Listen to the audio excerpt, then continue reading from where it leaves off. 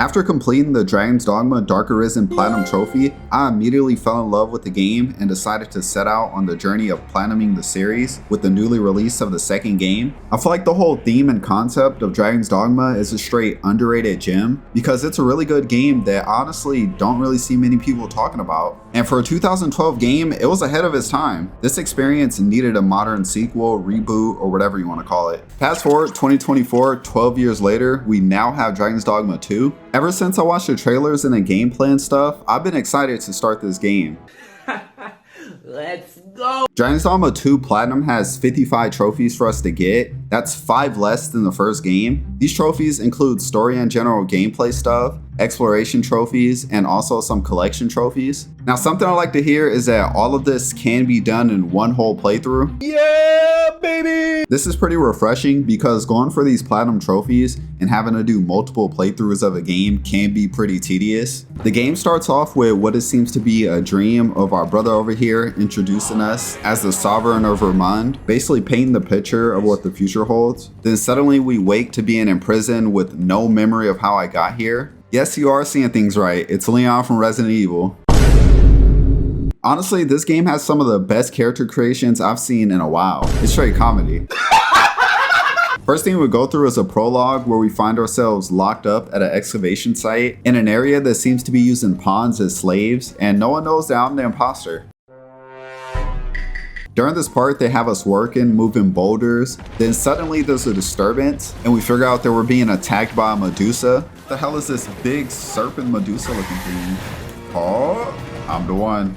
We're gonna climb up to the head. After we scare off the Medusa, we get a visit from the Pathfinder, some sort of higher being, telling us to flee while we can because I have a bigger purpose and that I lost my memory due to a curse. So now they have us running for our lives, trying to make the great escape, and we find out that we're a Griffin Whisperer. We gotta tame like some Ark survival stuff. But this flight didn't last that long because far in the distance, FaZe Clan had their best snipers set up just waiting to shoot me down. Oh my god, I hit a fucking crane shot! Some strangers witnessed my devastating crash and offered to treat my wounds at their stronghold. So now we gotta follow them and they give us a trophy for experiencing freedom for the first time. Oh, our very first trophy, and it begins. Following the path to this quest, we get ambushed by goblins. They teach us the controls, which are basically the same as the first game. And I may or may not have died to these ugly ass things. Bro, these goblins just did me in, what the fuck? But I did use this as an opportunity to change some controls and just get my settings right. And eventually we made it to the stronghold and my aura attracted a whole group of pawns right in front of the entrance. I have level 1000 aura. Our new friend here couldn't comprehend what was going on and why these pawns were acting like this, but this pawn did take us to a rift stone so we can finally create our very first main pawn. I'm a big Resident Evil fan, so when there's Leon, Ada is always snooping around somewhere. Just look at this creation, y'all. Tell me this ain't on point. After summoning in my created pawn, our new friend here was mind blown about everything he was witnessing and mentions how he thought the Arisen would be inside the capital. Now, my character not having any memories because he was cursed by the galaxy gas. Basically has no idea what's going on and why all this is happening. We then get told a story about the town of Mel being attacked by a dragon not long ago. So this is a main point of interest for regaining my memories that I have to explore. There are some side quests that we can do here in this stronghold, but since we don't necessarily have a trophy for completing all the quests and side quests and stuff like that, you can honestly comfortably go for this platinum barely doing any of that side content, to be honest. But when I hunt for these platinum trophies, I personally like to enjoy myself and just do whatever is fun. So I will be completing most things that you can do in this game. However though, all this will be executed a certain way. For now, I'll be focusing on the main quest until I reach one that's named Feast of Deception. Just like the first Dragon's Dogma, side quests will eventually become unavailable if we progress past certain main quests. So when I finally reach the Feast of Deception, that's when I'll just consume a lot of side content for my own personal enjoyment. Going back to the main story stuff, what's next for us is the adventure towards the town of Mel, and it was very clear that a dragon attacked this place. Everything was just burnt straight to rubble. While exploring around the burnt section of the town, memories start to flood in and we have a flashback of what happened here, realizing that it was actually me fighting the dragon. Let's go, regaining my memories. Oh crap. Ooh. Oh my god, so this what happened here. Oh, what did I get? Regain your memories of receiving the Arisen's charge. Okay.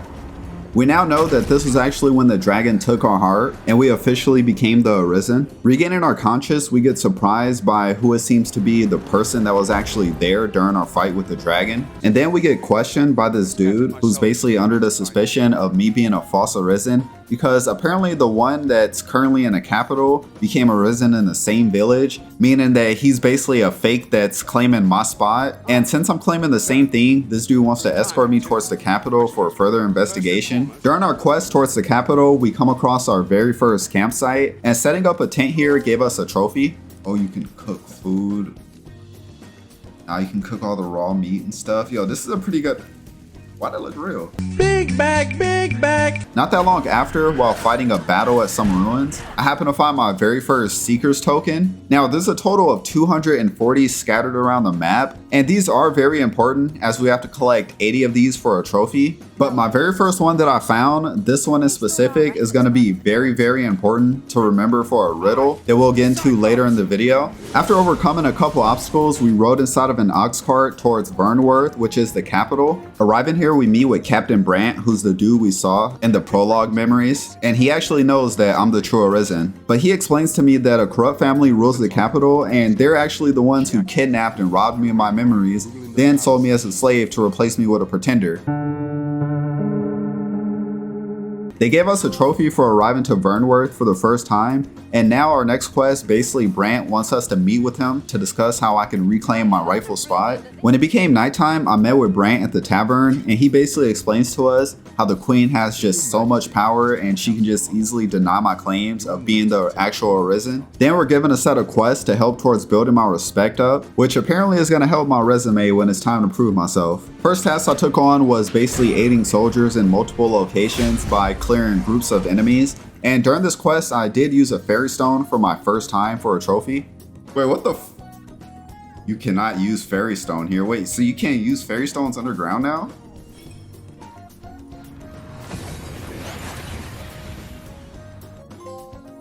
Oh.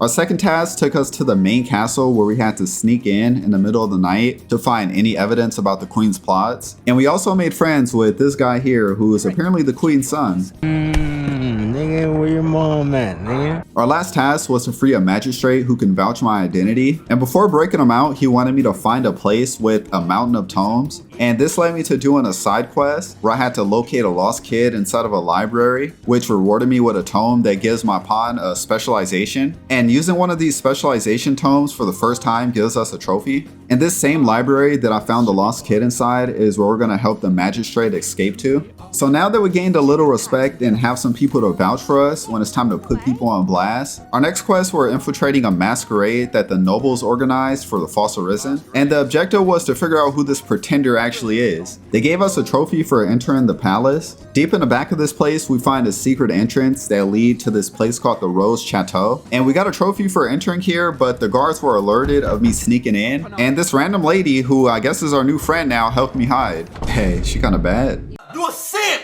Assuming what I was in search for, this lady just straight up exposed who the fake Arisen was just out of the blue. This is some top tier spying, and now we know what he looks like. During this cutscene, the masterminds of this whole scheme also appears. They exposing everybody in one whole scene. They just exposed themselves. See, if there was phones back there, boop, post it up. After learning this new information, this quest is completed, and we also learned that this lady is literally a pimp. Is this nigga serious? Because this place that we're in right now, the Rose Chateau, is a place where you can pay for special services. Pay for services. I just spent 20K, I got 49K, bro. I spent half of my net worth. Y'all know what's going on, and so do I. Dragon's Dogma. All right, game of the year, right here. Game of the year. After completing these quests, we're one quest away from Feast of Deception. Next, what they have us do is infiltrate the castle again to investigate a suspicious delivery to the minister. And we learned that this dude is involved with suspicious dealings to the neighboring nation that we beef with actually, named Batal, that we will eventually have to investigate. For now, just know that over there in Batal, it's like the trenches. They have us report all this information back to Brant, and our next main quest is Feast of Deception, meaning that I can finally start consuming a lot of side quest content to see what Dragon's Dogma 2 really brings us. because so far it seems like we've just been talking to Brant majority of the time. Setting out on my journey, I boarded an ox cart and got a trophy for doing this for my first time. Kinda weird because I remember doing this earlier on my way to the capital, so I guess this makes sense. I finally reached my destination, the checkpoint rest town, and this place is literally on the border of Vermont and Batal, the two nations, that I won't be crossing over to just yet, but this will mark the start of my side quest spree. I was honestly straight immersed, just beating quest after quest after quest with just random moments happening. Bro, am I getting attacked by a griffin? Bro, I just threw the little kid. What's going on here? Is that a fucking dragon? What? I didn't see a new trophy for a couple hours of just completing quests. The first Dragon's Dogma had trophies you passively progress for just doing random stuff, like visiting a certain amount of locations, taking out a certain amount of enemies, and like collecting gear and stuff. The only one that's really in this game is for discovering 50 different locations. I mean, the first game had you discovering 150 locations, so if you're strictly going for the platinum, all that exploration isn't too necessary. Now, my next trophy opportunity was after accepting a quest for a lady who basically wants me to watch over her home for a while, and then eventually when she returns, she offers to sell it to me for 20k coins. I only had 28k at the time, but you literally can't pass up on an offer like this because it's the same price I spent for the special services at the Rose Chateau. Like, what? You can't beat that. Buying our very first home does give us a trophy. The next trophy I got was for reviving 2 pawns simultaneously after we got ambushed in the middle of the night, and somehow we ended up fighting a whole war.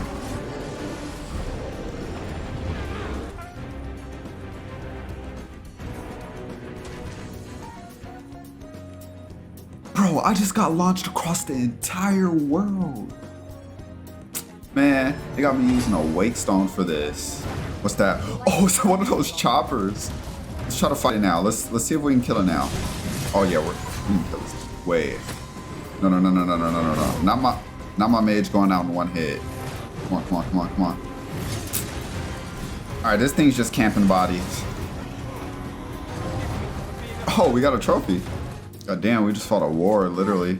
Exploring the world in this game is so immersive. The gameplay feels satisfying. You come across new experiences randomly. Like, for example, I randomly discovered an area where you find people that don't speak English. And it's pretty cool because you don't understand them, but if you got a pawn with you that speaks the language, then you can see the subtitles of what they're saying. So they don't speak the language. The next trophy I would get was for raising someone's affinity to max, and I did this by completing quests for this dude named Leonard, who actually happens to be the assigned master for the fighter vocation. Therefore, I was also gifted a master's teaching for maxing out his affinity.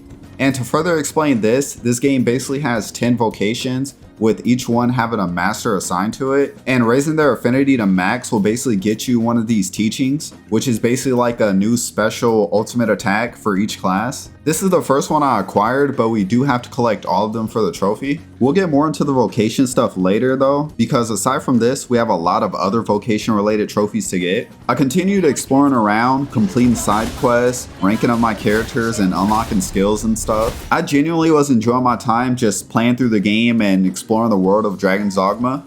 Oh, cinema. This is cinema. Since I stopped at the Feast of Deception, this whole segment has been running me about 8 hours of gameplay so far, and it's been quite the experience. But most of this segment wasn't really tied to any trophies, so I don't want to show too much unnecessary parts and just keep it to all the important stuff. While exploring around, I came across one of the creepiest things I've seen in this game. Yo, why did I just get fucking goosebumps right now? I just walked up the stairs and I see this fucking...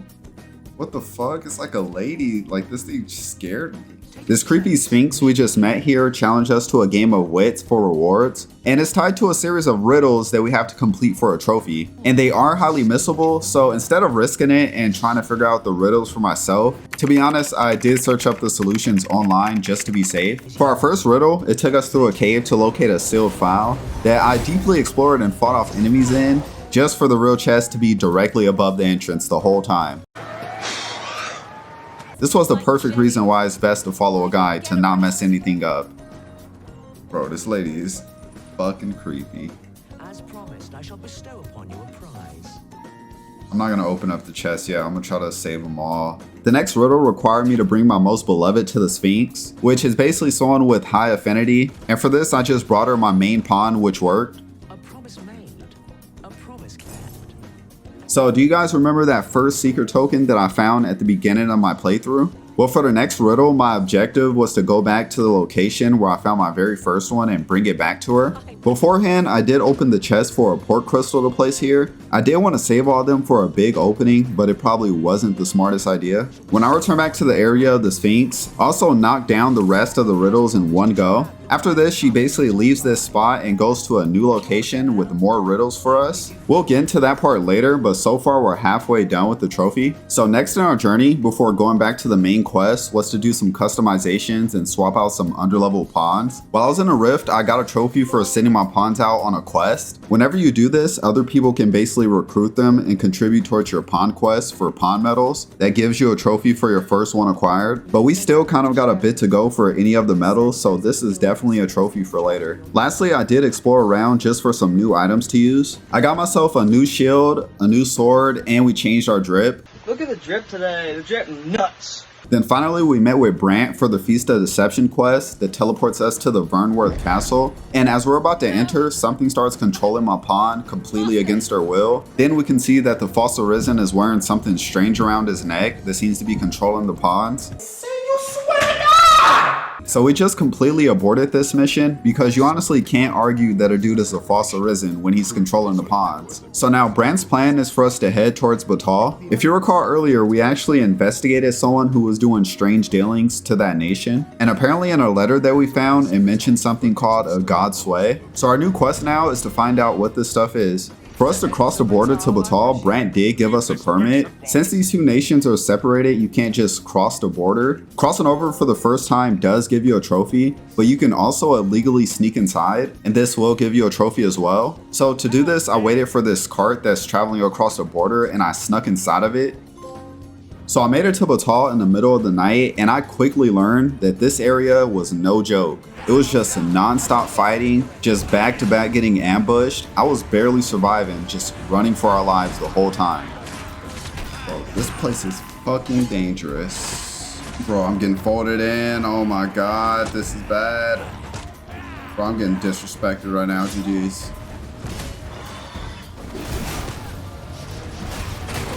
Oh, yo, this golem just made me fly.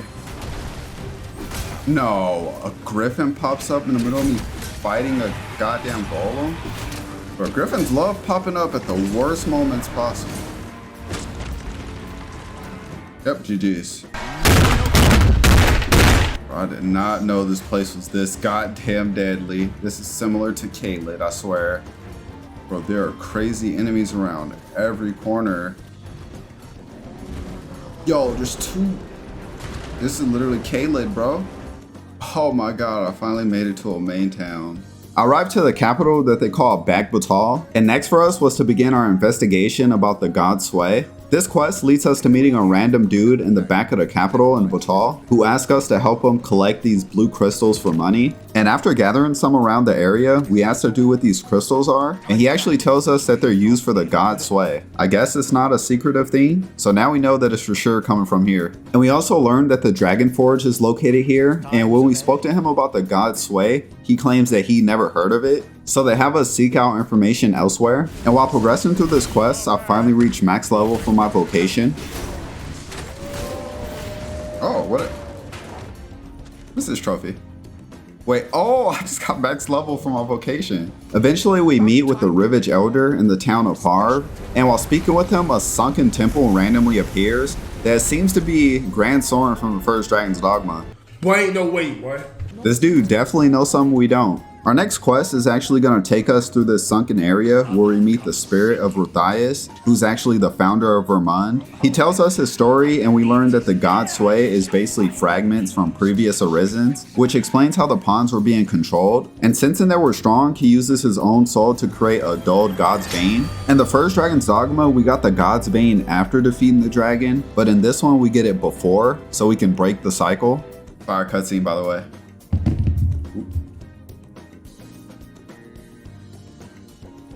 That thing's alive. Oh my god. With this quest finally completed, our next main one will actually be a point of no return, meaning now is the best time to finally go on a big trophy hunt and do my last bit of exploration. The first trophy I would attempt is boarding a phantom ox cart. This is basically an ox cart that's transporting pawns to be sold during the nighttime. For us to successfully sneak on board, we have to take all of our gear off so the driver thinks that we're one of the pawns. Oh, we're inside the phantom cart. These are a bunch of pawns in here.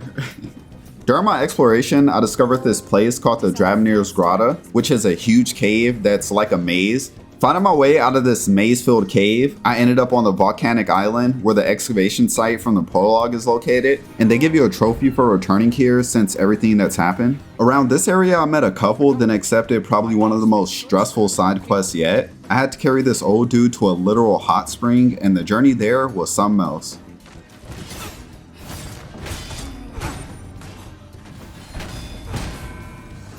What's down here?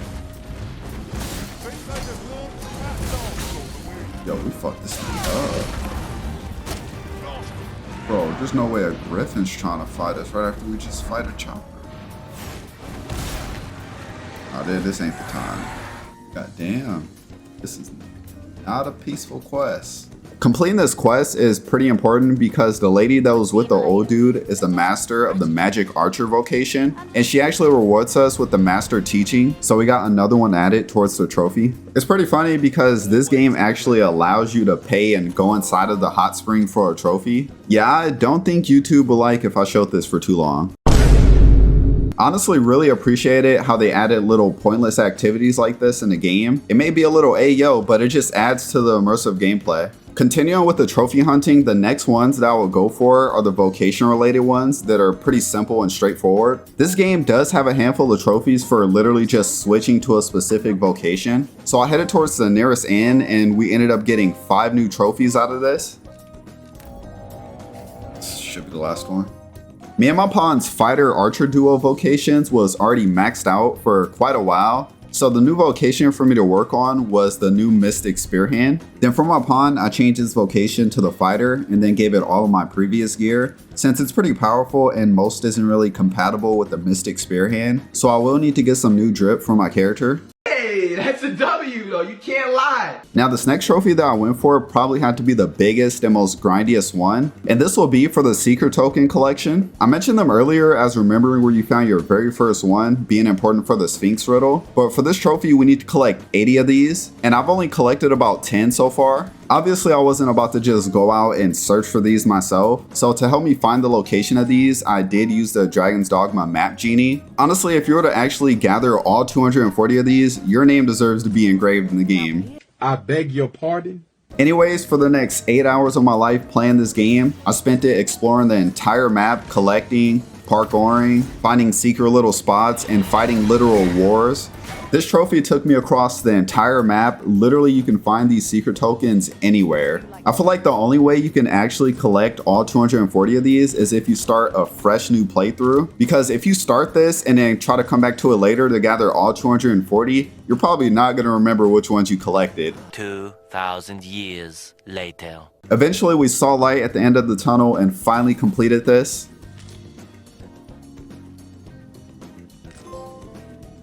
Oh, I got the trophy finally. Let's go.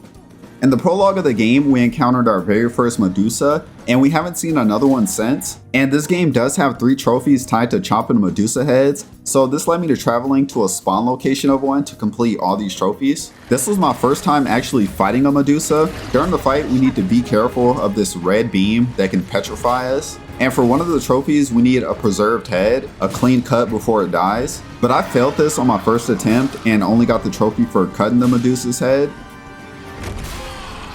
Oh, I took it off. No, I messed it up. It's okay though, because we can pass a few days to respawn the Medusa again. But before I would return there, I actually changed my vocation to Thief because I read online that it's the best to use for getting preserved Medusa heads.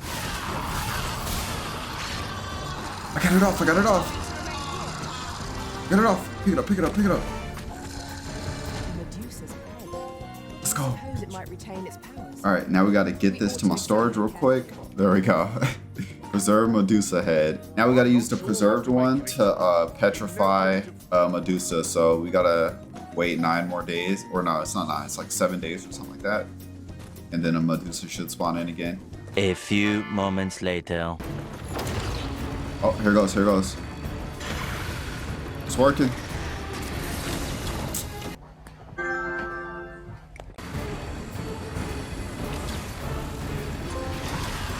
Here goes. So moving on, after completing all the Medusa trophies, for a good hour or two, I spent time just exploring around, discovering different landmarks, like caves mostly and shaded areas on the map, to get the trophy for discovering 50 different locations. The next trophies I would go for were some pretty quick and simple ones. For one, I had to gather up some fans and witness them brawl inside of my house. Basically, I found 2 random people inside of a home and got their affinity to max. And this will turn them into fans, causing them to follow me around. And when you go inside of your home, they will literally just start throwing hands. Oh, he's swinging on her. I don't think he Chris Brown. Next trophy, I had to restore a life with the Wake Stone. So I just assassinated a random civilian, then revived him for this. I know I never mentioned this when I first met the Dragon Forge, but in this game he now sells items, and you also come to him for Dragon Forged upgrades. The currency he takes is called the Worm Life Crystals. Throughout my playthrough I have been defeating a lot of dragons that's just been randomly popping up, so I've been collecting all the crystals for these trophies. Now the reason why I came back here was to get the Dragon Forged upgrade trophy, but we'll also have to return later for another. So next for me was to finally gather all the master teachings, and we already have 2 of them collected. The first one I will go for is the Mystic Spear Hand. For me to get this teaching, I had to meet with the master of this vocation at a place called the Dragon Breath Tower. They give us a trophy for our first time coming here, and we have to help the master fight a huge dragon. I don't know if this was supposed to be hard or something, but the dragon did end up getting stuck and I just spammed it the whole time. After we defeat the dragon, the dude rewards us with the master's teaching. This was another kind of grindy trophy for me because they did require me to do side quests for the vocation masters. I didn't get any trophies in between my grind, so it was just pure gameplay for about 4.5 hours until I finally completed the quest for me to get the last skill. Yes, about to use it. Let's go. With 35 out of 55 trophies acquired so far, there's still quite a bit that I can complete before continuing back with the main story. And one of these trophies required me to earn the affections of 50 people. All I did for this was go to every bar location and bought rounds for everybody inside, and then refresh the area until we reach 50 affections. This game also has these scavenger enemies that will jump on you and steal random items from you and then run away. And you do get a trophy for reclaiming your stolen items from them. This game truly do be having the most random moments, I swear. So you get a trophy for riding on a harpy, and I placed down a smoke beacon to lure them in an area, which happened pretty fast. And after jumping down from the harpy, a literal griffin just appeared out of nowhere. I swear, you would have thought this was some IGN scripted gameplay, but while I was fighting the griffin, it decided to take off while I was on its back, and I also got the trophy for riding on a griffin. Ayo. Oh, my pod's still on too. It was so much randomness, but honestly I can't complain if it's in my favor. Next, I ended up finding the Sphinx again in her second location, and I decided to complete the last set of her riddles for the trophy. The riddles we had to do was find a specific person who actually has a twin with a different hairstyle to throw you off so you can barely tell them apart. I also organized statues by the number of riddles that I've completed so far. We also had to carefully deliver a vase to an NPC in Batal, but instead I actually brought him here to the vase. Before getting into the last riddle, I needed to change my vocation to an archer. So I was given a ring that I had to equip while fighting this enemy, but the catch is that I do literally no damage while wearing it. So for this, I just had to chuck the dude off the mountain. This was my last riddle, and completing this rewarded me with the gold trophy of completing all the riddles. But what happens next is very, very important to not mess up. After finishing all the riddles, the Sphinx will just fly away, and we do have to take her out for a very important item. To make this happen, we have to use an unmaking arrow that we actually received as a reward for completing the riddles. By the way, this arrow will literally one-shot anything in the game. Doing this will insta-kill her, and she drops a key to this huge chest that was behind her. And opening this up will give us the Eternal Wake Stone that we will have to use at a morgue for the Reaper's Scorn trophy, basically reviving every person in there.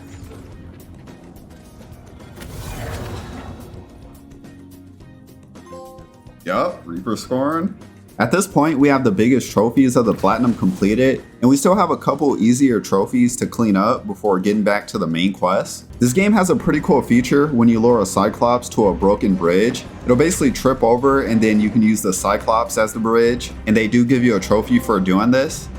Just a bit ago, we used the Eternal Wake Stone to perform a miracle at the morgue, but we can also use a regular Wake Stone to just revive a single person at the morgue for a trophy. The next trophy took us to the Misty Marshes, this clouded area of the map, where they have us defeat a headless horse for a trophy. I've heard that this can be a difficult boss fight, but that wasn't really my problem because I just petrified this thing with the Medusa head. Another trophy I acquired was for getting a badge for my pawn. There goes the pawn badge.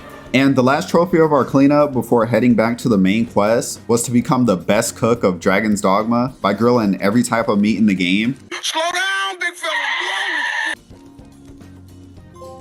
Oh, that was the last one I needed. Perfect. We're now at 46 out of 55 trophies, and our last ones are tied to the endings. The next quest is actually a point of no return, and we'll need to do some prepping, like making a backup save that we can return to. It's also important for me to use the archer vocation, but also couldn't walk around as a dripless archer. So I got my fashion up, and probably made my best fit yet. Are you seeing me right now? Look around.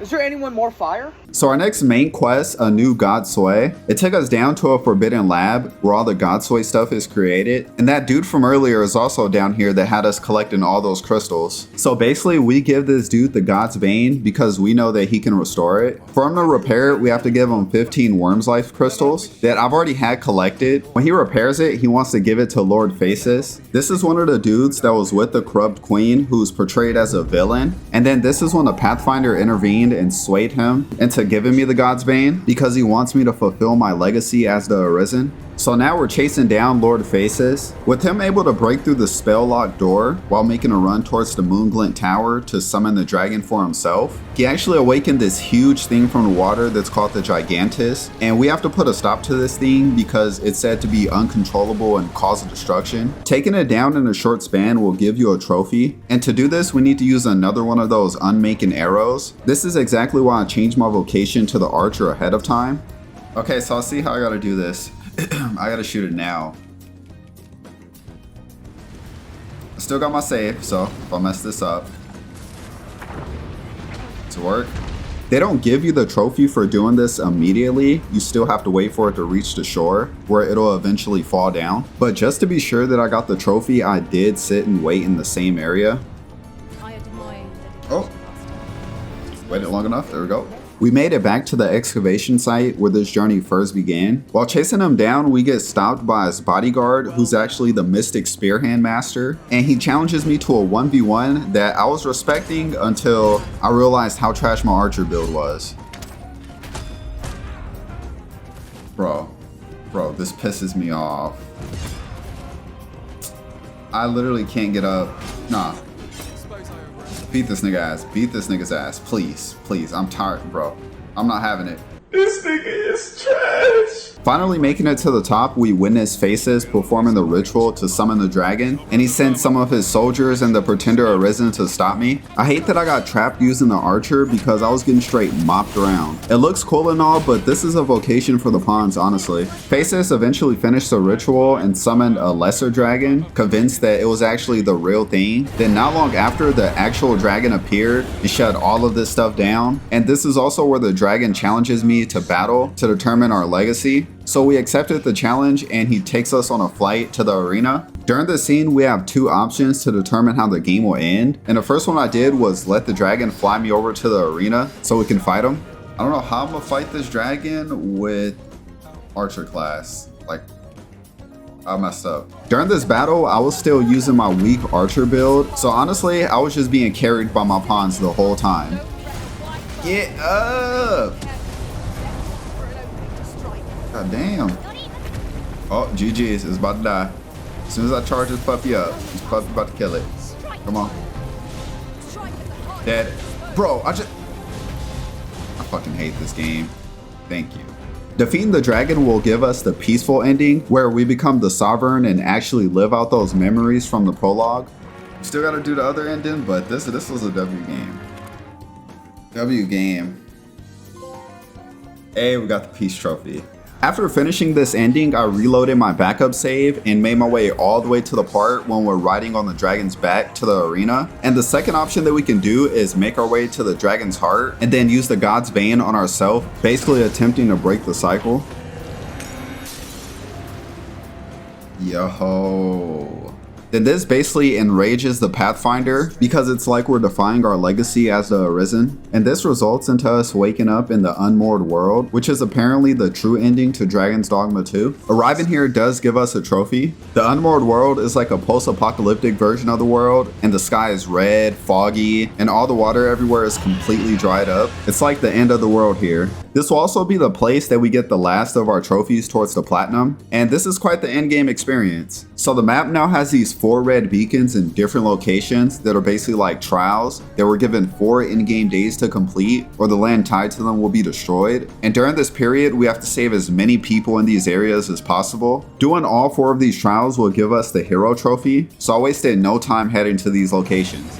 The first thing we do is reunite with our pawn, just to find that it's in the care of Faces, who's cool now, I guess. This is one character that I've been pretty unclear about throughout this game, honestly. Moving on, we can now investigate these beacons. The beacons have strong bosses for us to fight, and the first one that I went to apparently was the hardest boss in the game from what I read online. Oh, it's a boss. Nothing in this game has necessarily been difficult, and I've also played like Souls games and stuff like that, so I wasn't expecting this to be that hard, honestly. Bro, this is so OP. Bro, I noticed this thing's getting skinnier the more we're beating its ass. What the fuck? It's kind of fire. This thing made tornadoes. What the heck? This is an Elden Ring type boss. Bro, all my pawns are literally on top of this beak, stabbing his ass. Kill. Let's go. The second beacon I went to was some worm type of boss, and honestly reminded me of that episode of SpongeBob with that worm. Come on, come on. Oh, it's dead, it's dead. GG's. Ooh. The third beacon takes us back to the Gigantus, and my pawn was absorbed inside of it. So my pawn is basically controlling the big Gigantus thing, and we have to watch it fight a dragon, which is another beacon boss. This will also give us a trophy for helping the Gigantus walk again. Then we just have to wait for this battle to be over, and it's like a straight Marvel scene.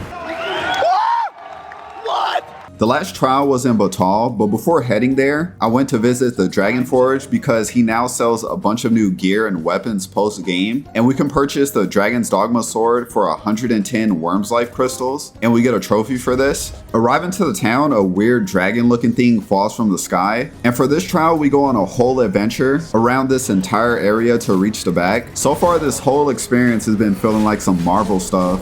Eventually, we was able to flank around and put a stop to this thing for us to complete the last trial, giving us the hero trophy. After completing all the red beacon trials, a blue beacon appears. This is where we meet a lot of people that we met throughout the game and also learn that they're all previous Arisens. And they basically tell us that the best way of escaping all this destruction is to lead the people of the world here to the blue beacon. So now our mission is to evacuate as many people as possible by talking with and convincing the people of all the main cities like Burnworth, the people of the Sacred Arbor, and also Batal. And there's other areas that we can visit, but doing only these is enough for me to get the Guardian trophy for leading the people to safety. Oh, we did it. So the last trophy needed for the platinum was finishing the unmoored world for the true ending. All we have to do is just return back to the beacons. It's in another boss fight because my controller's low. Wait, no, we got end credits. Yeah, we're done with the game. Closure, and that's our platinum trophy. Platinum trophy. Another true Arisen platinum trophy completed. We got both Dragon's Dogma 1 and this one completed finally. Man, this was a really fun game. Results, 108 hours, 37 minutes. We killed 2,906 enemies. I died only 10 times. This officially marks the end of my Dragon's Dogma series. We platinum both games with a combining total of around 234 hours for me to platinum. It definitely was a long ride, but a very fun experience. Hope you all enjoyed the video. I'd really appreciate if you took the time to maybe drop a like. I do have more videos on the way very soon, so be on the lookout for that, and I'll catch you on the next video. Later.